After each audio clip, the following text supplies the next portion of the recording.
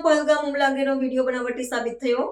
કૃત્રિમ બુદ્ધિ દ્વારા રચાયેલું ગંભીર ષડયંત્ર. સોશિયલ મીડિયાના વિવિધ મંચો પર પહલગામ હુમલાના સંદર્ભમાં ભારતીય સેનાના વરિષ્ઠ અધિકારી બ્રિગેડિયર નીરજ ખજુરિયાના નામે એક વિડીયો વહેતો કરવામાં આવ્યો છે. આ વિડીયોમાં રજૂ કરવામાં આવેલા મંતવ્યો અને નિવેદનો વાસ્તવમાં ક્યારેય આપવામાં આવ્યા નથી.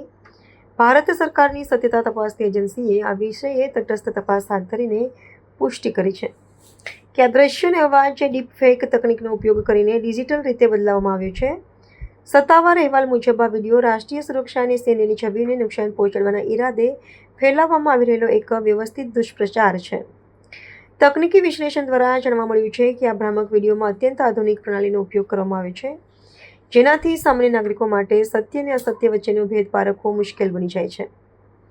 સેનાના પક્ષે સ્પષ્ટતા કરવામાં આવી છે કે બ્રિગેડિયર નીરજ ખજુરિયાએ આવી કોઈ પણ ટિપ્પણી કરી નથી અને આ વિડીયોમાં દેખાતા દ્રશ્યો વાસ્તવિકતાથી જોજનો દૂર છે.